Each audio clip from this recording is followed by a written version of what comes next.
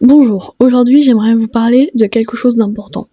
Catalogue Avatar. Ce jeu sur Roblox qui consiste à créer des avatars, les acheter ou pas, ensuite, ou juste tester des émotes. Ce jeu, en l'apparence tranquille, n'en est rien. Entre embrouille, haine et troll, nous allons voir ce que ce jeu cache et sa face sombre. Je prierai d'abord les personnes sensibles ou moins âgées de quitter la vidéo, car certaines choses peuvent être choquantes. En surface, c'est le dressing de rêve, où plusieurs catégories se rencontrent.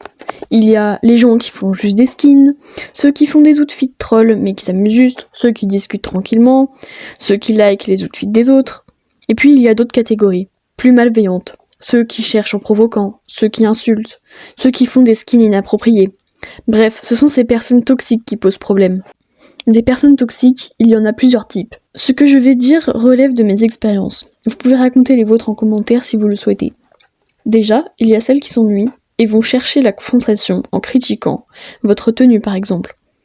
Un jour, je portais un t-shirt Vox. On est venu me crier dessus que l'autrice de cette série était zioniste et transphobe. J'ai donc vérifié et l'info était évidemment fausse, mais je vérifie toujours avant d'affirmer quoi que ce soit. Il s'agissait d'une rumeur fake. Au début, j'ai essayé de leur dire, d'instaurer une discussion, mais ces gens-là s'en fichent, ils veulent pas savoir. Juste qu'on s'énerve. Je les ai ignorés, ils sont partis. Ensuite, il y a les personnes aux skins inappropriés.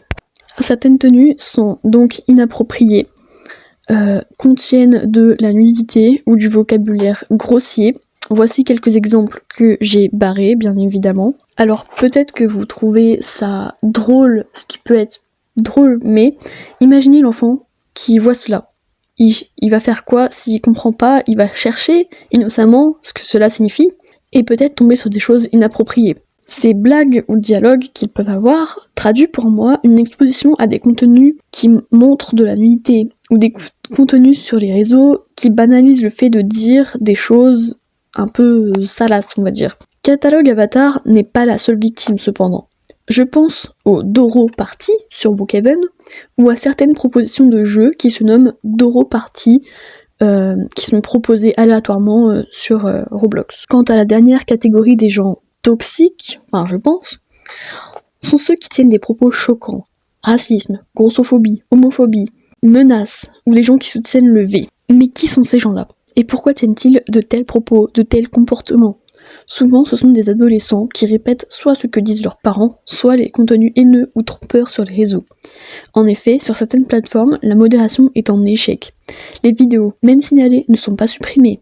Le propos violent banalisé, et lorsqu'on est jeune et que parfois on se cherche, on est influencé, on tombe dans le panneau. Souvenez-vous des vidéos de Lama fâché, combien y ont cru? À la rigueur, ce n'est pas grave de croire aux sirènes avec 2-3 vidéos montages fake, mais lorsque ça devient des boules de haine, c'est grave. Ces personnes-là voteront un jour, dites-vous. Et non, je suis contre interdire les réseaux aux moins de 15 ans. C'est pas l'âge le problème, mais certains contenus. Et mettez-vous à la place des algorithmes. Comment filtrer les millions de commentaires et contenus qui arrivent chaque jour sur les plateformes, tout en évitant les signalements faux ou abusifs? Comment retrouver les arnaqueurs, les personnes à l'origine de rumeurs? C'est un défi de taille. Cela déborde même dans la réalité. Ces personnes ne se cachent plus. Sur les terrains de foot, les repas entre collègues ou familles, la cour de récréation, ces propos s'immiscent au quotidien et sont banalisés, voire poussés de plus en plus loin. Voici ensuite mes conseils pour éviter ces gens-là.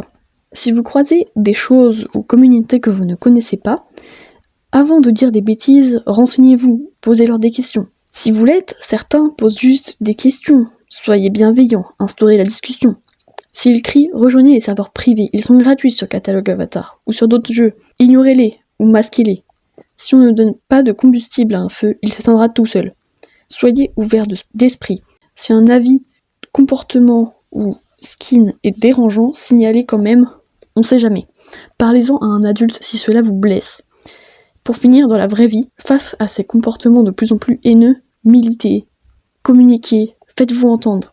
Mais ne pensez pas que c'est normal, ne vous résignez pas, votez bien, ceux qui le peuvent, militez, voilà, en espérant que ça vous ait plu et sensibilisé sur ce sujet.